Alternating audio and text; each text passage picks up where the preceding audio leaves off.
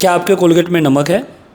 ऐसे एडवर्टाइज़ आपको बहुत सारी जगह पे देखने को मिलती है और हम लोग बहुत अलग अलग तरीके के जो कोलगेट है, जो टूथपेस्ट है, वो आज हम लोग यूज़ करते हैं, जिसकी काफ़ी अच्छे से मार्केटिंग हो रही है, ब्रांडिंग हो रही है। बट तो भी हमारे जितने भी डेंटल प्रॉब्लम है या हमारे माउथ रिलेटेड प्रॉब्लम है वो कम नहीं हो रहे। उसका कारण क्या है कि जो हम लोग चीज़ें यूज़ कर रहे हैं वो सही में योग्य है कि नहीं। तो आपने सही पहचाना। आज हम लोग बात करने वाले हैं दंत धावन विधि, जो कि दिनचर्या अध्याय, जो दिनचर्या सीरीज़ हम लोगों ने स्टार्ट की है, उसका ये सेकेंड टॉपिक है। मेरा नाम doctor Govind Leenar, I am founder and chairman of Ojas herbal Ayurveda. तो आज हम लोग बात करेंगे दंत धावन विधि के बारे में। ब्राह्मे मुहूर्ते उत्तिष्ठते, ब्राह्म मुहूर्त पे उठने के बाद शौच विधि जब हो जाती है, यानी वॉशरूम वगैरह आप जाते हो, तो उसके बाद का जो विधि किया जाता है उसको दंत धावन विधि कहा जाता है। तो आयुर्वेदा में दंत धावन विधि का काफ़ी इंपॉर्टेंस है और दंत धावन विधि में ये 4 रसों का वापर करने के लिए आयुर्वेदा में कहा गया है। वो रस है कटु, तिक्त, कषाय और मधुर रस।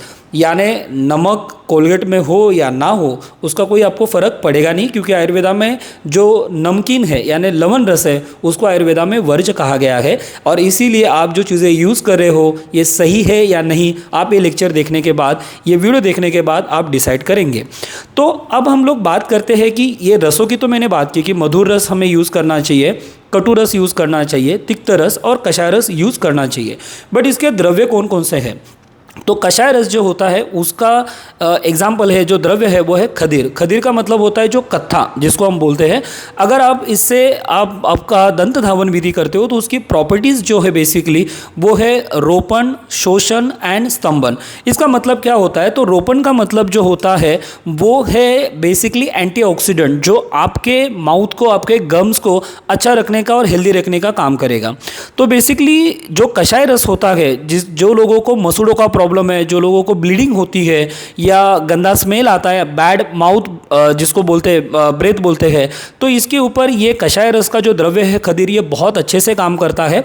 रोपण हो गया। उसके बाद है शोषण। शोषण का मतलब क्या होता है कि आपके मुंह के अंदर जो गंदगी है उसको शोष के लेना, यानी उसको क्लीन करना, ये प्रॉपर्टी खदीर में पाई जाती है। उसमें कषाय रस देखने को हमें मिलता है। उसकी तीसरी प्रॉपर्टी है स्तंभन प्रॉपर्टी। स्तंभन का मतलब होता है रोकना। तो जो लोगों के मसूड़ों में ब्लीडिंग होती है, गम्स में जो प्रॉब्लम होते हैं, तो ये उसको स्तंभन करने का काम करता है। रिसर्च के हिसाब से अगर हम देखेंगे तो खदीर में anti microbial, anti inflammatory, anti bacterial and antioxidant ये प्रॉपर्टी पाई जाती है। दूसरा ड्रग है अपना नीम। तो नीम जो होता है ये तिक्त रस का होता है। तिक्त रस का मतलब होता है कड़वा। अभी नीम की प्रॉपर्टी क्या क्या है? अगर हम लोग नीम से अपने दांत साफ करते हैं या दंत धावन विधि करते हैं तो हमें क्या क्या बेनिफिट्स मिल सकते हैं? तो एक तो है नीम जो है वो कृमिघ्न है। कृमिघ्न का मतलब होता है कि मुंह के अंदर जो बैक्टीरिया होते हैं या जो जर्म्स होते हैं ये उसको मारने का काम करता है। दूसरी इसकी प्रॉपर्टी है विषघ्न। विषघ्न यानी मतलब होता है जो पॉइजन को आप के मुंह से निकाल देता है। यानी अगर आपको फूड पॉइजनिंग है या अदर कोई माउथ की बीमारी है तो ये उसको निकालने का काम करता है, उसके ऊपर काफ़ी अच्छे से काम करता है। दूसरी इसकी प्रॉपर्टी है दीपन करना। दीपन का मतलब क्या होता है? आपके डाइजेस्टिव पावर को बढ़ाना, आपके डाइजेशन को अच्छे से रखना। दूसरी इसकी प्रॉपर्टी है पाचन प्रॉपर्टी। अब आप कहोगे कि नीम से दातुन करने के बाद या नीम से मुंह क्लीन करने के बाद दीपन होता है, पाचन होता है, तो इसका डाइजेशन से क्या संबंध है? तो ये बहुत इंपॉर्टेंट संबंध है, बिकॉज हम जो भी चीज़ें खाते हैं वो हमारे मुंह से पहले डाइजेस्ट होना चालू हो जाता है due to the digestive juice जो हमारे सलाइवा में होता है। तो बेसिकली अगर आपकी सलाइवा सिक्रीशन अच्छे से होगा, आपकी सलाइवा अगर अच्छी हेल्दी होगी तो डेफिनेटली आपका दीपन पाचन अच्छे से होगा। इसीलिए नीम का वापर बहुत ज़्यादा मात्रा में अगर आप करते हैं तो आपका दीपन पाचन अच्छे से होगा। एंटीबैक्टीरियल प्रॉपर्टी भी उसकी कही गई है।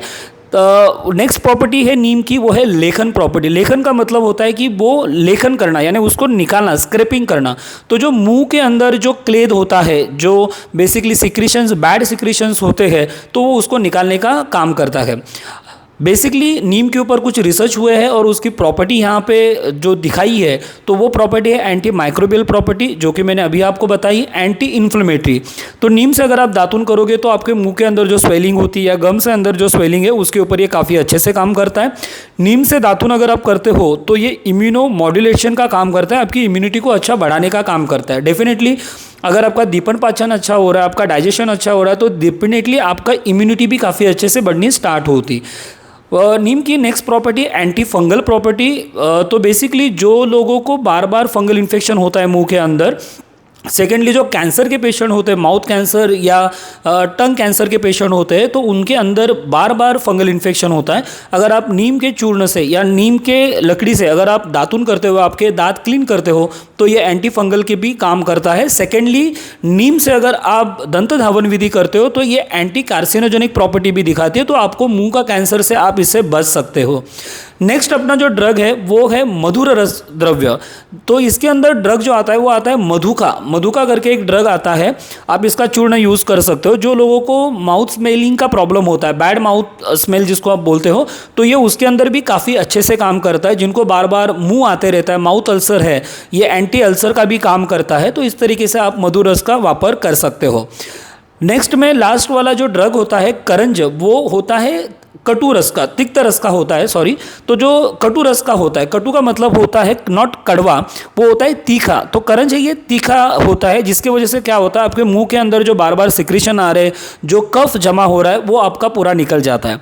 तो आप क्या कर सकते हो कि ये चारों जो ड्रग है इसका चूर्ण आप एक साथ में मिला के भी आप रख सकते हो, जिसको आप दंत चूर्ण करके भी यूज़ कर सकते हो या दंत धावन चूर्ण करके भी आप यूज़ कर सकते हो। तो इससे अगर आप आपका दंत धावन विधि करते हो तो आप ये सारी बीमारियों से बच सकते हो और आप आपके डेंटल प्रॉब्लम से छुटकारा पा सकते हो। तो इसीलिए दंत धावन आयुर्वेदा के दिनचर्या में काफ़ी इंपॉर्टेंट माना जाता है। Thank you.